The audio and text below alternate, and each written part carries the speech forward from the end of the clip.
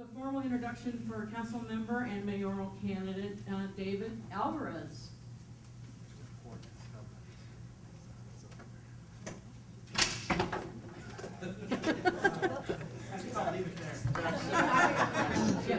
They're magnetic and not. You're not going to get a bill. Okay. Yes, they're magnetic and they don't stick very well. So. All right, folks. Well, thank you all so much for coming tonight. We know there are a lot of other events going on tonight, so we appreciate you joining us this evening. My name is Jay Whitaker, and I'm part of the Connell Whitaker Group and co-founder of Green Experts Academy. I'm also an employee here at Cricket Communications. I've been here for almost 6 years in corporate real estate and corporate finance. So let me introduce you to our first speaker.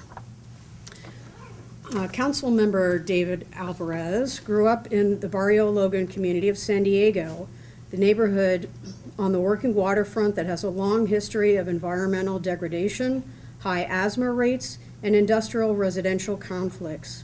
His childhood home was next door to a chrome planting plant, and he can trace his own asthma to the constant presence of toxic emissions affecting residential areas, school playgrounds, and parks. That experience sharpened his resolve to fight for social, economic, and environmental justice. He began his career as a social services worker and after-school teacher. In 2003, he was selected to the prestigious Capital Fellows Program, where he served under the Secretary of State. After his return to San Diego, David worked with a company that develops opportunities for affordable housing, and before his own election, proudly represented Senator Denise Moreno Duchesne as a community liaison in the neighborhoods he grew up in. Elected to the San Diego City Council in 2010, David is currently chair of the Natural Resources and Cultural Committee, vice chair of the Land Use and Housing Committee, and a member of the Budget and Finance and Rules and Economic Development Committees. Additionally, he serves on the San Diego Regional County Airport Authority, San Diego Metropolitan Transit System Board, Sandag Borders Committee, Otay Valley Regional Park Policy Committee, he's very active, Bayshore Bikeway Working Group, and the San Diego Consortium Policy Board. He most recently joined the Board of Directors for Local Progress, a national and municipal policy network. So won't you please all welcome Councilmember David Alvarez.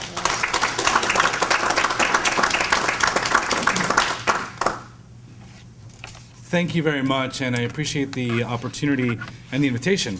It is a very hectic days, and today is not the exception. A lot of other events, so it's nice to have an opportunity to break from all the other activity and to talk about an issue that is just something I'm passionate about. I do have the great opportunity and the honor to serve as the chair of the Natural Resources Committee. It's the Environment Committee, basically, at the City of San Diego. I was chosen in my first year on the council to lead that by the previous council president, and I've kept that position since. We've had a lot of great successes. I'm proud of a lot of the work that we're doing, and I know the conversation is about a green economy, but it's really, I think it comes down sustainability, and what does the future of San Diego hold in that regard. We've done a lot of good things. We've dedicated thousands of more acres to open space so that they cannot be developed in the future. We are working, I've championed, and thanks to many of you, we've been working on ensuring that a sustainable water supply is in the future of San Diego. The water reuse project, which hopefully, I think many of you hopefully have already visited at the North City plant, is an amazing project that was championed previously by Councilwoman Donna Fry, and I've completely embraced since day one of when I took office and have been championing on the council, to the point where we've actually moved that forward through the council, and the council is unanimously supportive of the project. And we hope, we've set a very aggressive agenda so that by sometime early next year, we have a real plan about what we're going to do about the discharge that's occurring at Point Loma, and how do we recapture that water. And you might remember people were talking about indirect potable reuse and creating a 20-something mile long pipe from the facility out into the reservoir. Well, I've been so successful in being more aggressive on that conversation that we're actually now talking about direct potable reuse, which I know might not be breaking grounds, but for this city, we're really moving in the right direction when it comes to that. And so I'm very proud of those accomplishments. I'll continue to champion that as we go forward. There's a lot more other things we can do. Obviously, being San Diego, solar is at the forefront of our opportunities. Ensuring that our buildings, our assets from the city are more in line with the standards that are now set for good quality buildings that don't leak, whether it's energy or water or any of the other natural resources. And also on transit-oriented development, which I also interplace with all of this. And for all of us here in San Diego region, it's important, a conversation that we're going to be having over the next several months at Sandag. And it's the conversation of what do we do with the funding that's available through Transnet for transit-oriented development.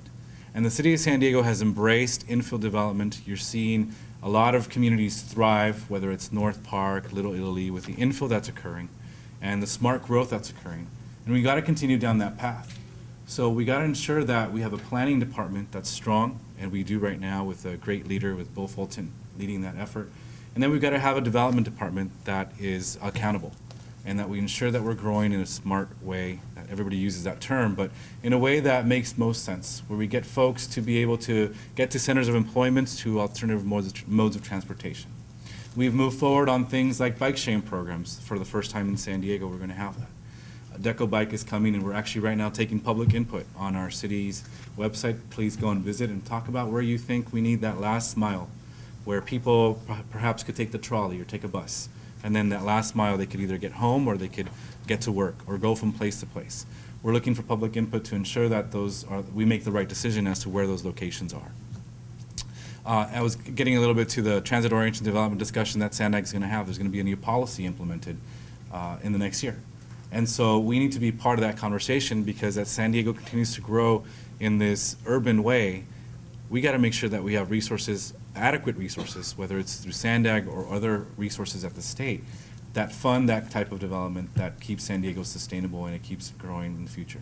We're going to have to add 300,000 new jobs over the next 20 years in the city, 200,000 new units so we can maintain with population growth.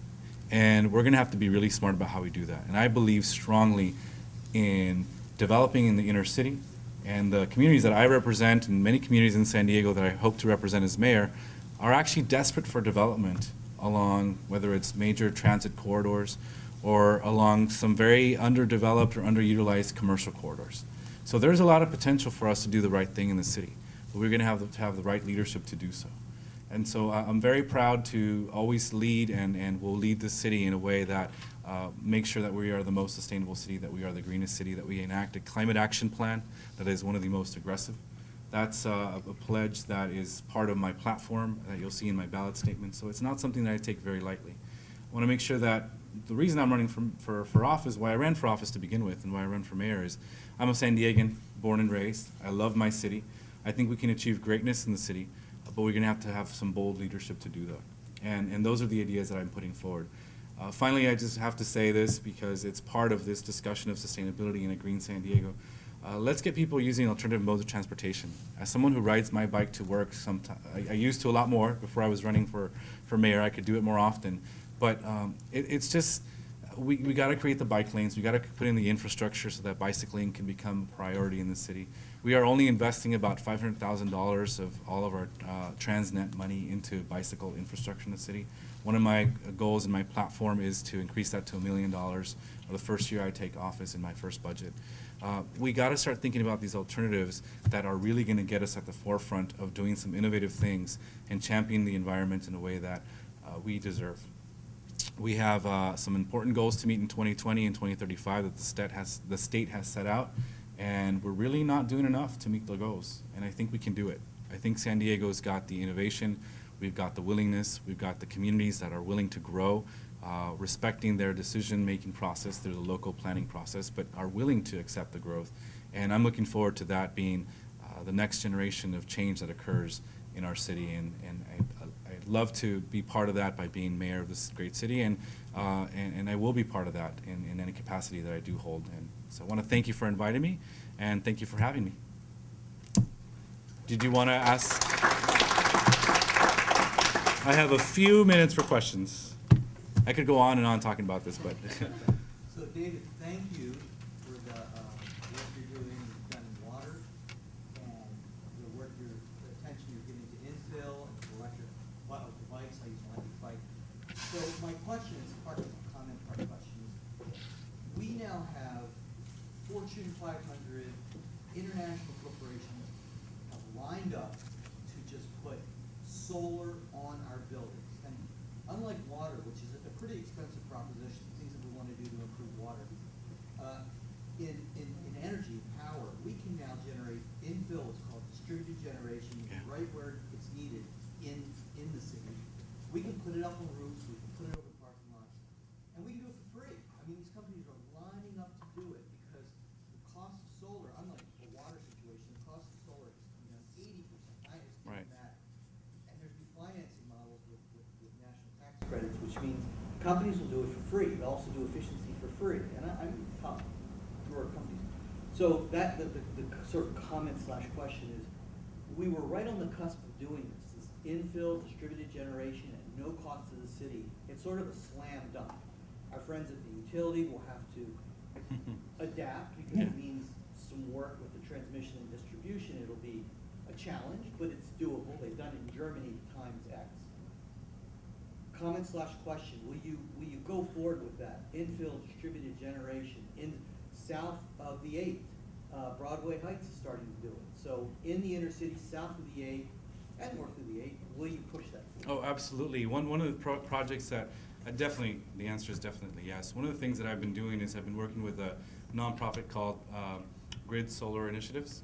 We have been very aggressive in pushing their programs into the communities that I represent now, and will continue to do that as mayor, where we're getting primarily low-income families solarized in their home, and it's causing a great effect in the community. And people are becoming educated, and it's sort of obviously trendy, but still people are realizing that it makes a lot of sense. And so I absolutely agree with you that we will be moving that direction, and we're going to be putting out a solar initiative that talks about how we get to that using exactly the model that you just mentioned. Maybe one more question, Kathleen? If that. I guess I'm gonna take moderator's privilege. Okay, yes.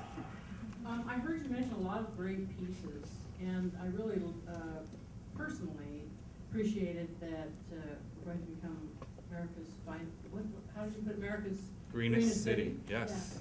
Yeah. And I have no question about your commitment, but how do we really leapfrog by integrating everything to make it so astounding and such a great job creator? How do we do that, and how do we do it quickly? Well, one of the things is we're going to have good planning, and that's part of sustainability, and I think with Bill Fulton, Mayor Fulton, we're going to be able to achieve that. I really believe strongly in having a more aggressive environmental policy agenda. I think I've considered the idea of potentially having someone in charge of sustainability at the city. It's something that I've been thinking about for several years now, as we've just been so behind on catching up on this issue. Nicole Kapritz is here, and she now works for our interim mayor, but she's working on an aggressive climate action plan that unfortunately initially was not as aggressive.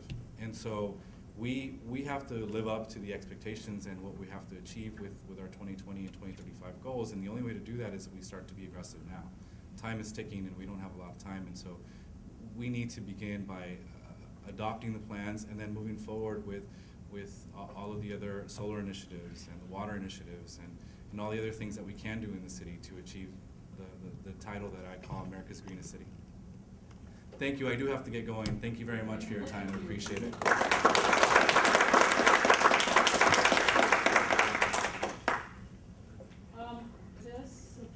David had to come a little early, and I suspect, are you going to the same place he's going? Yeah, I know that you may.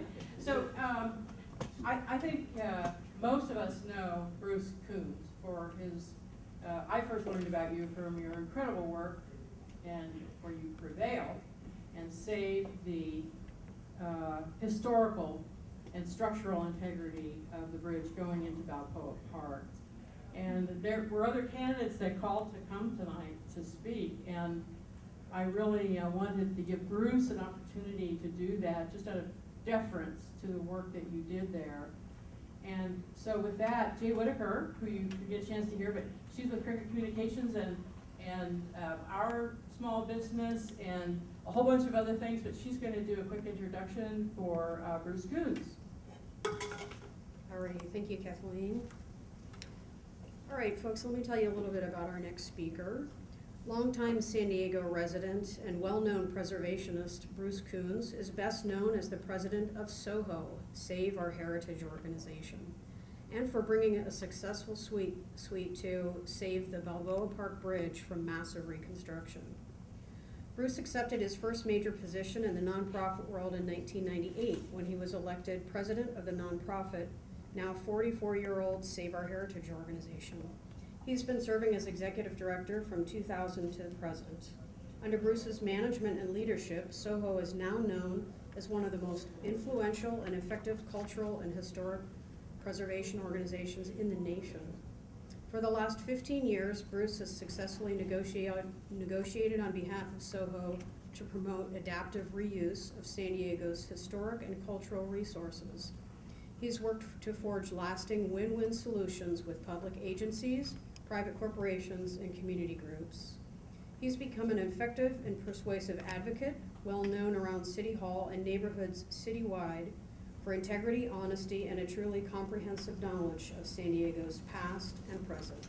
So won't you all please welcome Bruce Coons. Well, thank you. I see a number of friends out there.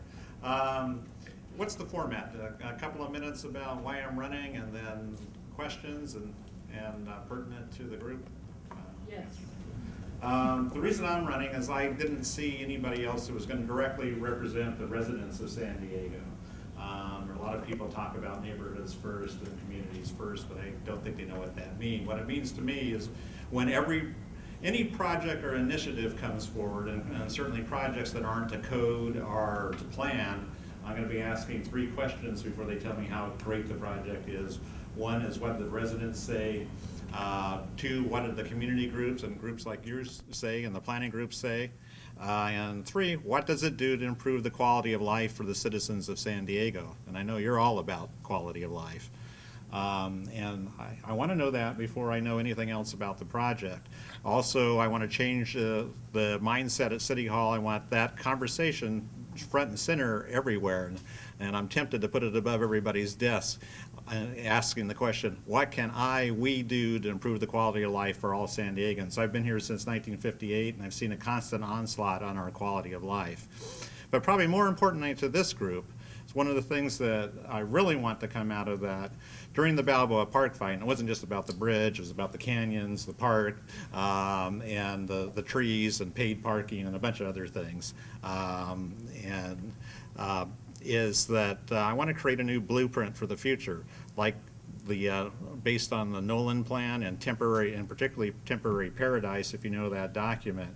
When we were working on Balboa Parks, some of the greatest minds in San Diego came forward with solutions, but nobody wanted to listen to them at all.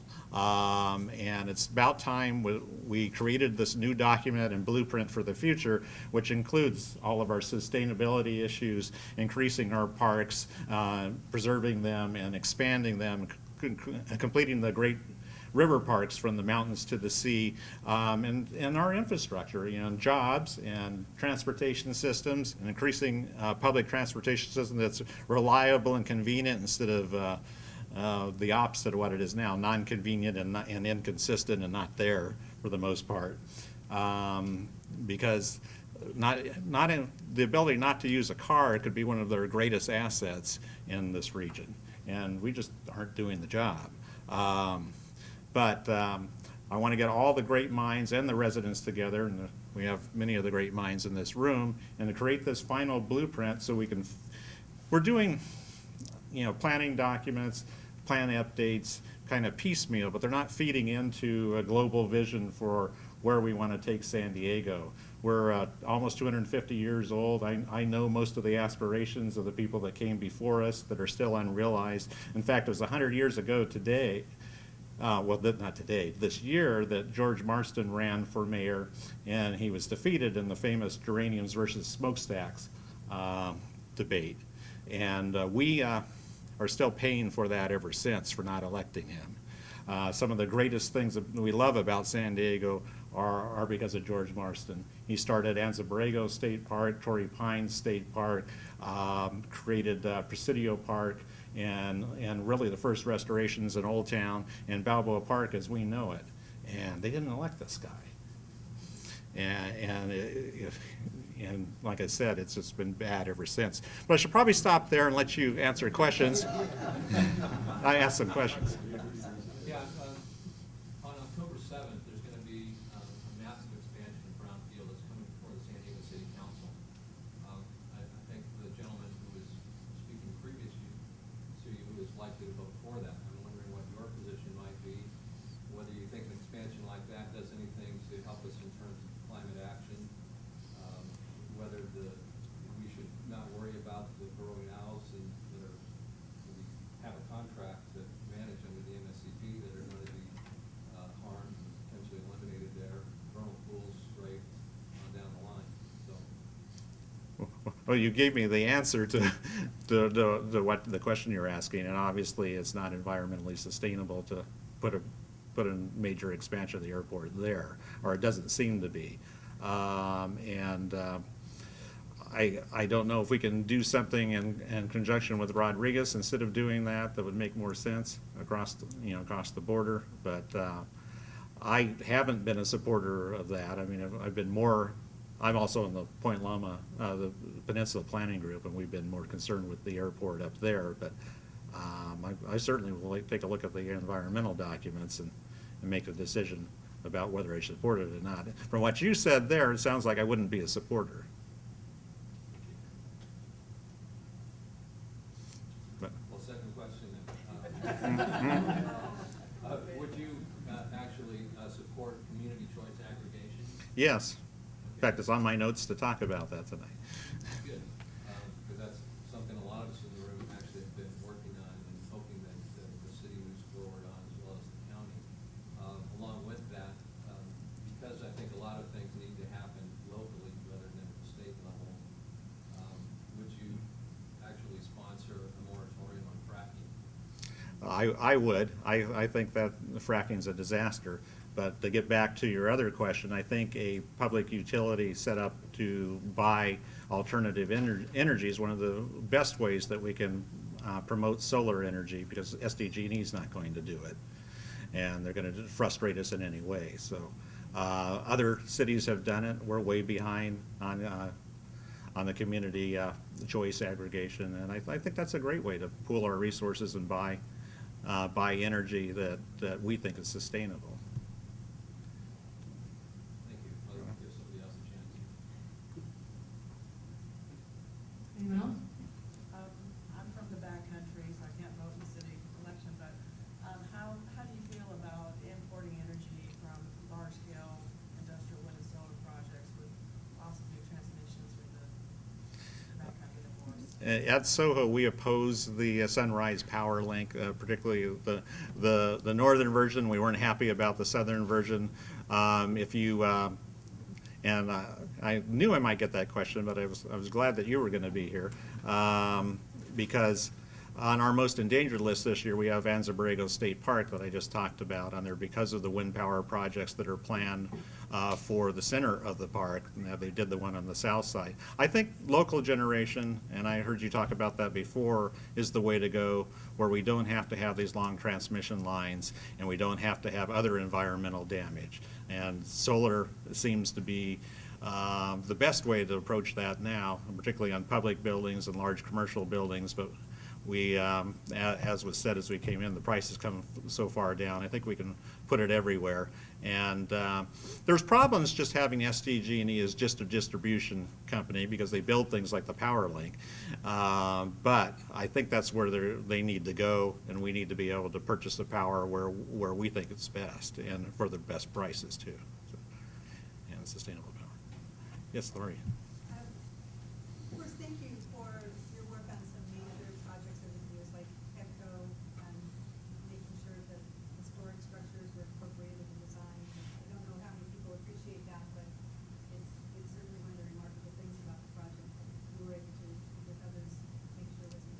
yes, we designed all of J Street. If you like a livable street, that's one. If you go to Island, it's not. So it's next street up. So we did the design guidelines, we incorporated the buildings, and it's mostly new construction, but there's a string of pearls of historic buildings throughout it. And having been part of that process, how would you approach requests to build a new stadium versus retrofitting the existing stadium, for example? And somewhat related, if a structure has historic designation, can they put solar and other structures on that as part of the energy generation? Are they allowed to do that with historic designations? Well, let me answer the first one first. And about the stadium, my favorite idea is to restore the exterior of the current stadium. It was internationally renowned and awarded stadium when it was designed, and then retrofit the inside. From our parlance, the greenest building is the one that's already built with all the embodied energy and the materials that were put into that. You can't possibly have the greenest of new buildings meet reusing an old building. It just isn't possible. So that's my favorite solution, and I like where it is. And I think downtown's the place for residential and commercial development, and particularly these new. We're working on some projects with developers down there that will do fully integrated projects where you can live, work, and play within the complex. And I think the land downtown is way too valuable for take it up with a stadium. Plus, there shouldn't be public money involved unless the city's making a profit from the beginning and getting a piece of the action. For historic designation, yes, you can. There are many historic buildings with solar, and they can be put on. That doesn't stop. Some people think historic designation stops the building, but no.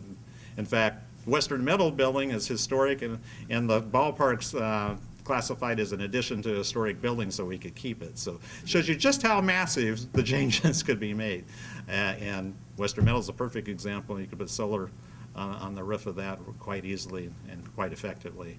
But personal buildings too. I mean, there's some facades that you would probably want to keep it off of some facades, especially if they're a Victorian, they have fancy shingles on the roof. You may want to put them on a south side that's hopefully away from the view, but there's some concerns. But a lot of the Victorians have flat parts on top of the roof too, which are perfect. Any other questions? One more. The mayor of San Diego has a lot of influence and a lot of power with Sandak. We haven't seen that really executed very well historically. Did you have a plan in mind to help convince Sandag to right their ways in terms of environmental process? Yes, as you mentioned, the mayor, actually, we have a weighted influence on the board, and we should be able to convince them to do what the city of San Diego wants them to do, which is, as far as I'm concerned, is invest in transportation systems instead of expanding our current freeways, and finally getting a workable, easy transportation system. Like our friends in labor talk about, if a person can take a car to work, and that doesn't mean they don't have a car, but if some don't, of course, but it's worth $2.50 an hour increase to not have to take your car back and forth to work. So very much I'd use my influence. I think I could twist Ron Morrison's arm too. In National City, I've known him a long time, and I think we could finally put the emphasis where it needs to go, and our transportation systems instead of just expanding the freeways. And I'm fully on board with that, and using every bit of our power to make sure that happens. Well, thank you very much. Thank you. And I know you have another event to go to, but thank you for your very cogent and well thought out answers. And by the way, we just took a snippet of Bruce's bio in the interest of time, but I encourage you to go on sdgreensector.government.com, because you'll see extensive bios for all of our speakers and our panelists who are coming up next. But thank you so much for your work. Thank you so much for taking the time to come this evening, and we know that no matter who's elected, you will continue to contribute to San Diego in I a will. positive way. I just wanted to say about that. I have the big company management. We created Systech Corporation from 0 to 30 million in 5 years. We were 23rd fastest growing company in the United States in 1986. So I have and I ran all of manufacturing, so I have the management skills that some of the other candidates don't. Thank you.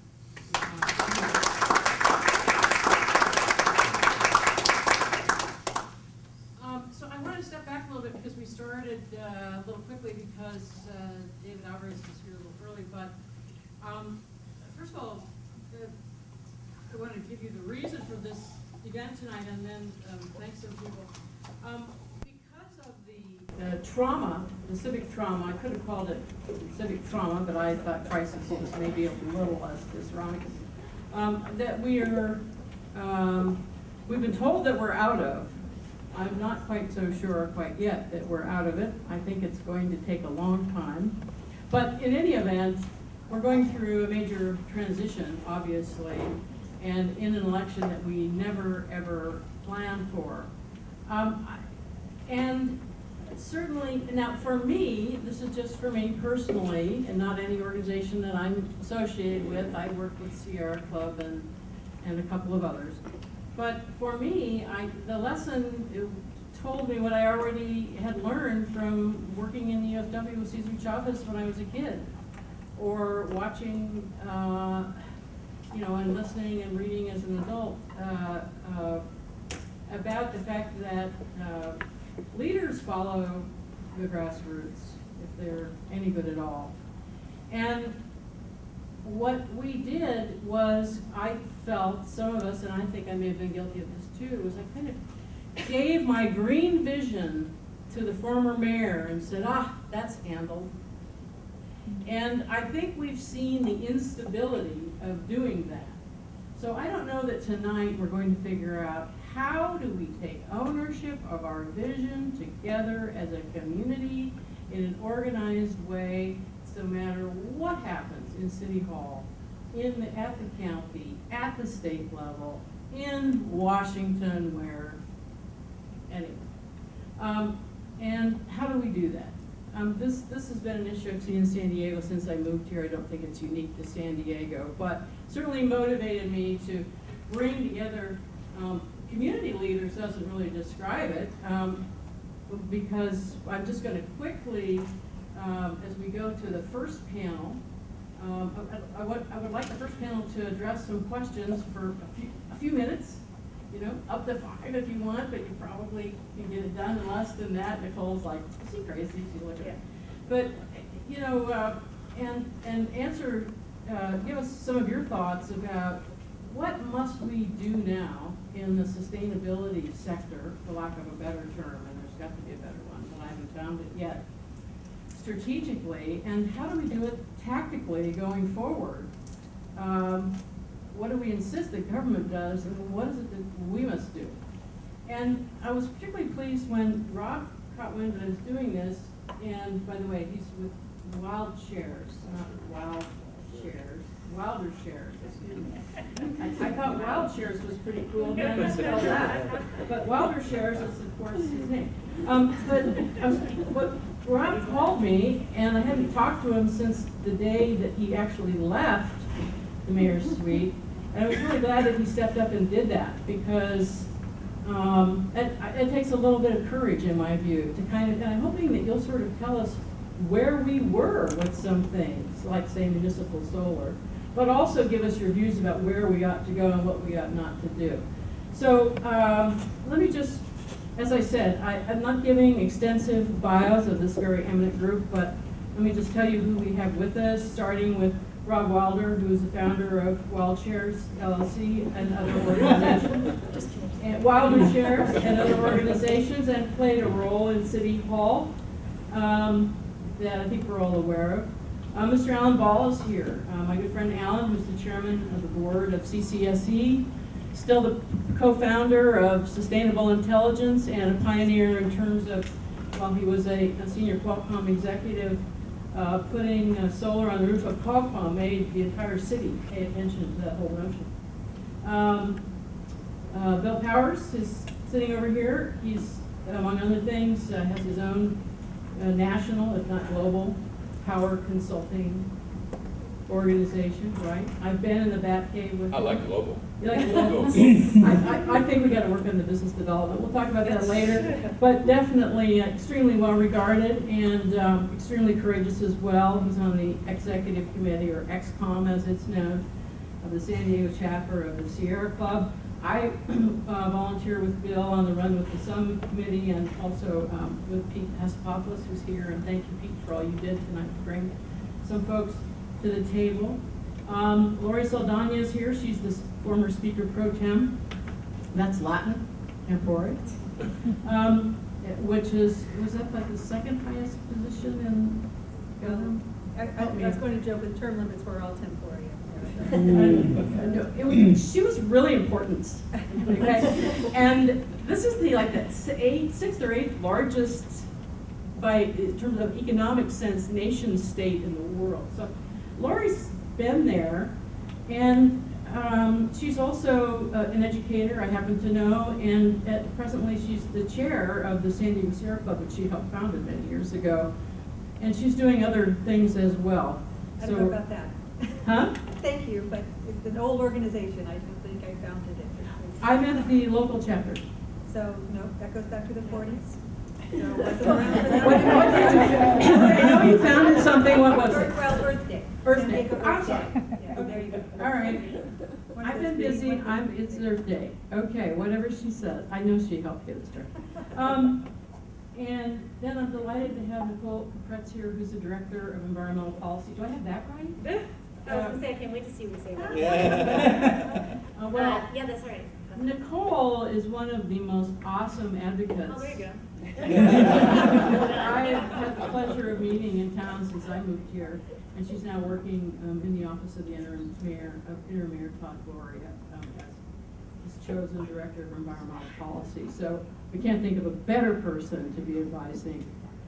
I'm giving away all your stuff. To be advising the interim mayor. That's panel one. So we can kind of start, Rob, with you and just go down. And so what I'd like to suggest we do, unless someone has a better idea, I'm open to it, is everybody go down for a few minutes, and then we'll open it up to the floor, and you can address questions, comments, suggestions to the group, to the panel, and we'll do it that way, because we have a whole other panel after the break. So with that, let me give you the microphone. You can just hand it on down. Yes. All right, folks, so you probably have an idea of where I'm going to come from based on the question I gave to David. What should we not do?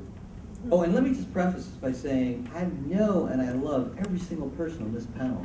You guys are all great, so that's cool. All right, what should we not do? We should not do what we have been doing here. I moved here in the early 80s, 82. We should not do what we've been doing forever. I mean, even back in the 40s, as Laurie will tell you what we were doing back in the 40s. I'm kidding, I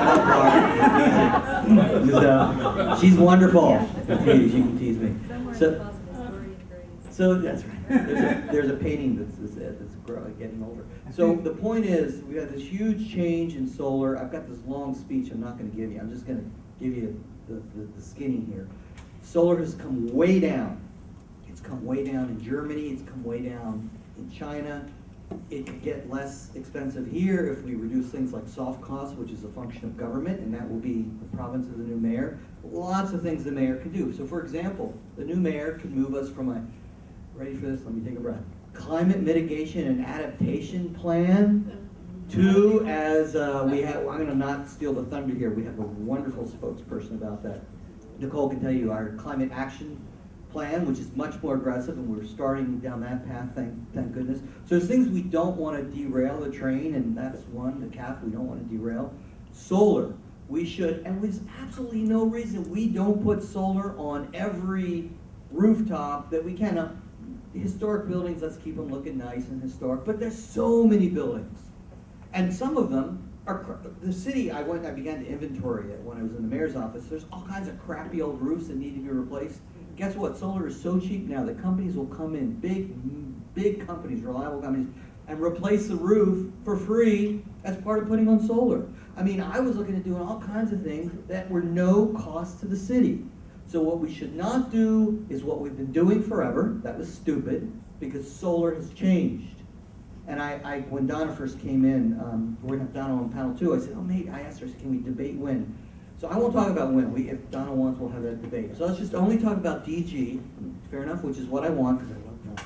Let's talk about distributed generation infill, solar. Solar's gotten really cheap, and I had all these stats. And let me just give you real brief stats.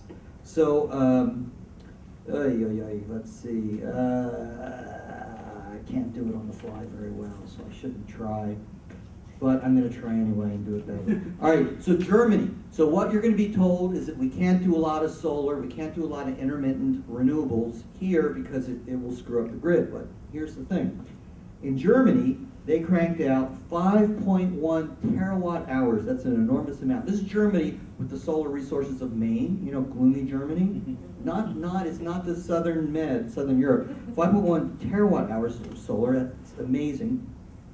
They have a solar capacity of 400 megawatt hours for every, 400 megawatts for every million people. Put that in context. Italy and Belgium, that's number 1. Italy and Belgium are number 2 and 3. Czech Republic is 4 at 200 megawatts. Greece has 150 megawatts. We have like, what, 1.5 million people? You add in the county, that's 3.5 million more. That's 5 million people. That means we should be at 2 gigawatts, just to match Germany, which is like Maine for their solar resource. We should have faceplate capacity of 2 gigawatts. 2 gigawatts. That's to put in context. So before reactor 1 broke at San Onofre, which was like in the 70s, we've only had reactors 2 and 3, so it was like, I forget, like 700 megs, it's like 1,400 megawatts. In Germany, they would have 2,000 megawatts, 2 gigawatts of solar. So if we just got to Germany, and we should be far beyond Germany, well, we're far below that. So anytime you begin to feel like, oh, we've done a lot of solar in San Diego, infill DG, forget about it. If we just catch up to gloomy Germany, we'll be orders of magnitude. 10 times, 100 times, whatever. Much better. So don't think we're there. There'll be problems. SDG&E is going to have problems. It's an intermittent resource. There's low voltage ride-through. There's a lot of technical issues that they're going to have to address. The sticks and wires part of what the utility does will have to be beefed up. Now, another thing that SDG&E won't like is it's not something they control. So if you put big things in the desert, especially thermal generation, which is kind of the history of how things are done, thermal generation like coal, nat gas, right? We used to have oil-fired before Carter, where the oil crisis. God, I'm going fast. Let me just. So we're switching towards nat gas, but we got to really move beyond that. We should leapfrog that and move to, best of all, right where the demand is, infill DG, because that price that you pay for solar was 20 cents kilowatt hour. Now it's 10, and below it can get even cheaper. That's retail. That's without all the distribution issues. I'm throwing out a ton of stuff. It's real disjointed because I'm trying to do it within 5 minutes, and I'm going to pause because I love these people, and I want to let everyone. I don't want to bite into anyone's time. Thanks. Thank you, Rob, for the pass. How many people lived in California in the year 2000? How many people were signed up for Green Mountain Power? Me too. How many people lost that? Me too. And so we're talking about community power now, but we had community power in a way 15 years ago. That was the promise of deregulation. Some big companies have retained that, and I'm sure Alan Ball will talk about the amazing things that are going on at Qualcomm, where they have their own power plant and solar farm, and that's the future. And we had the meltdown in 2001, and at the time the utilities had become wires companies. They had divested all of their power plants. They were wires companies, and we got to choose who we were going to buy power from. And where we're back to the future, really, we're now looking for that same opportunity in San Diego community choice aggregation, that type of program. However, I'm a big fan of community choice aggregation, really advocating for that. But while this goes on, just talking about the mountain that we have to climb, shareholder fantasy football is happening at the California Public Utilities Commission. I'm an expert for 2 different proceedings that the Sierra Club's involved in. And one of them is the Pio Pico power plant, 300 megawatts, which is being very aggressively pursued right now at the commission. It's very likely to be approved, and will probably have to be appealed in court. there's another proceeding called the long-term procurement plan, because the utilities, another part of the train wreck of deregulation was that the utilities were given back the planning, long-term planning for their regions. And we are dealing with another situation where SDG&E is presenting the Sunrise Power Link as just the first step in a series of major transmission projects and major new gas generation projects beyond Pio Pico. And the Sierra Club is doing exactly the right thing, pointing out that when you run the numbers properly, there is no need, and any new stuff that gets built should be battery storage, energy efficiency, demand response, and solar panels. But the reason I bring this up is this is a real dogfight. We are really on the defensive on the procurement side of the commission, and we have to work very effectively to get these programs going as fast as we can, because there is no, at this point, we're in a state of denial. When I say we, I mean the electric utilities, the investor-owned utilities in California. It's not all good news, but if we use the effective tools that we've got politically, whoever happens to be mayor, you involved in that, making sure that these programs keep moving with all of our help, of course. But moving forward, it's definitely the future. I gave a presentation, and I'll wrap it up, yesterday at SDSU. And we were talking, Dan Sullivan was there, and Don, and the three of us were there giving a presentation. And one thing that's absolutely clear is this local infill solar revolution is completely real. It's just a matter of whether it happens fast in 2 years, 5 years, or 7 years, but there's no stopping it. But there could be a lot of collateral damage on the road if there isn't enough political power put in the right place to avoid another generation of transmission lines and unnecessary power plants being built. So future is bright, but the next few years, there are going to be a lot of tough fights to prevent a lot of unnecessary, high damage, high dollar infrastructure from being built.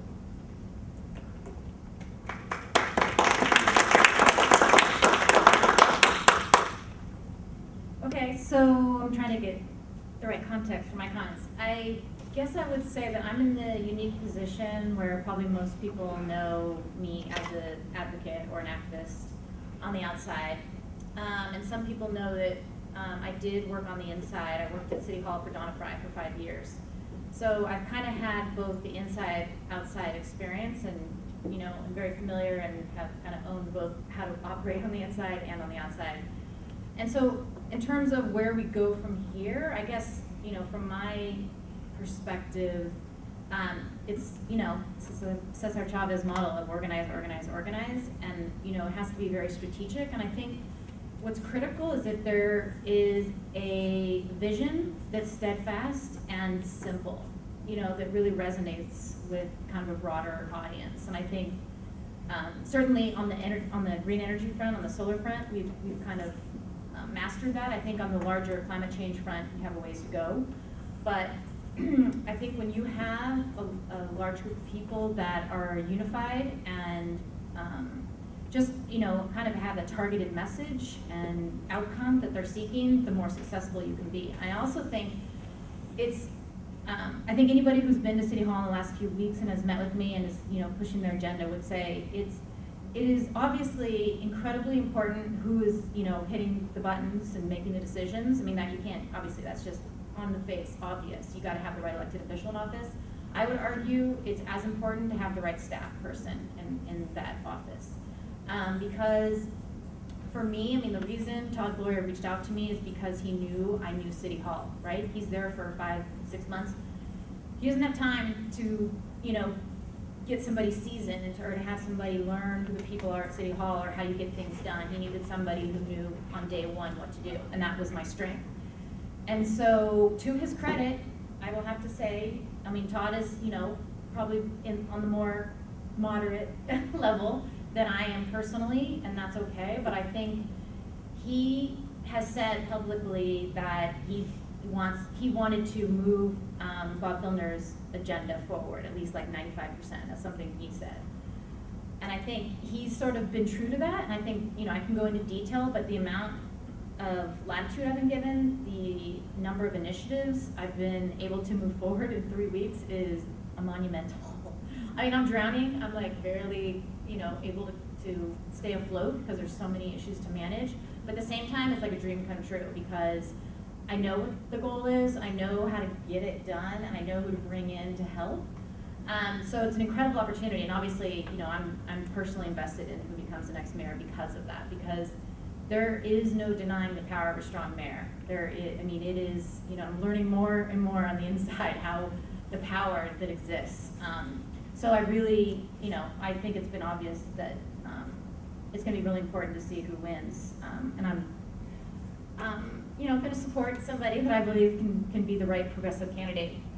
And just to, on a brief level, to let you know kind of what I've been working on, as David Alvarez mentioned and Rob mentioned, and Rob sort of got started, is this climate action plan, which is pretty much the umbrella document for all the sustainability initiatives of the city, and will be the driver of change in terms of land use, transportation, water, and energy. I don't know of another document that drives that change in the same way. We have our general plan, which is the blueprint for development and build out, but the climate plan really dives into, okay, so you're gonna build out, okay, that's great, you're gonna add, X number of homes and buildings, but how are you gonna sort of change existing patterns that are destructive to the environment? And from my perspective, the climate plan is that document. So I've been, I've been at this. I also just would put out there, it's not like it's happening overnight. I've been at this for like 3 years, pushing the city to adopt a strong climate plan. And there's been a lot of twists and turns and ups and downs. It has not been a straight and an easy path, but Todd has agreed to move forward with a stronger plan, to his credit. This is a plan that is going to move us towards 100% renewable energy. This is a plan that is going to put water conservation goals that mirror Sydney, Australia's water conservation goals. This is going to be a plan that puts us the mode share for walking and biking and transit at levels that mimic like Portland and Seattle and cities. This is just it will, and Bill Fulton is my partner in this, the new planning director, who as people like to tell me is like famous and has just an incredible vision for how to kind of pivot land use planning in a new direction. We are trying to work together so that we fundamentally alter the way we plan and grow. And so I'm really, really, really excited about moving that forward. And we're doing as much as we can while we're there. In terms of, I know people heard a lot from Bob about the solar in public buildings. And so what we will be doing the next few months is we are going to put a proposal out for a pilot program, which will be probably 1 to 2 megawatt solar installation on city property, some on rooftops, some on the ground, to get it started. And then we also plan to put an RFP out for a citywide initiative that will focus on energy efficiency and solar on public buildings and public lands. We also, there was a bike master plan that was moving forward, and again, just pointing out the strength, the power of the mayor's office. I looked at it and said, oh, that doesn't look good. So I just yanked it back, and we're going to be strengthening it. So it sort of is consistent with the climate plan. But again, it just, it's incredible what you can do at a local government. I'm one of those people who believe cities will really be the drivers of fundamental change. And so I really enjoy working at the local level. And I know that the issue of community choice aggregation has been raised, and we are going to be doing our part to move that conversation forward. And I think that's something really exciting. And I don't know, Bill, can you remember now? Did you mention the county just took a really incredible vote?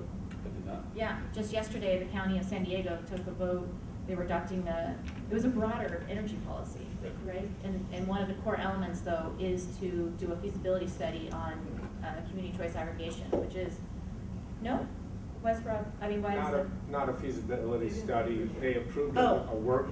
a work plan, and in that work plan for a comprehensive energy plan, within that work plan is looking at alternative energy models such as CCA, Okay. but not to the level of like San Diego's doing a feasibility study. Okay. But to me, that's still, It's a big step. it's a huge step, and it's a catalyst for change we've never seen, especially the county. I mean, are you kidding? That's Unanimous. Yeah, I mean, I just, I guess all I'm saying is I have been at this for 15 years. I have never felt such political momentum anywhere. I mean, like, I really feel it, having, been at City Hall before from 2000, 2006, and now being back. Like, there's just, in my conversations with the elected officials and the staffers, like, they're willing to embrace change, and they see the future in a way I haven't really heard them previously. So I'm quite optimistic. Let's end on that note. I'm cautiously optimistic, but there's no denying that the elected officials need cover. They always need cover. And so the more people they know are behind them and are supporting what their initiatives are, the more they're emboldened to do the right thing. Because there's always going to be people, you also see the emails that come in every day to the mayor's office.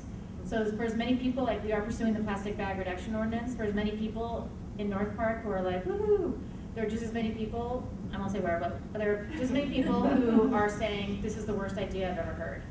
And how dare you tell me whether, I can have a plastic bag or not. So I'm just saying that, they really hear it from both sides. So the more we say, you say elected official, but there's, the balance is still in this corner, the better.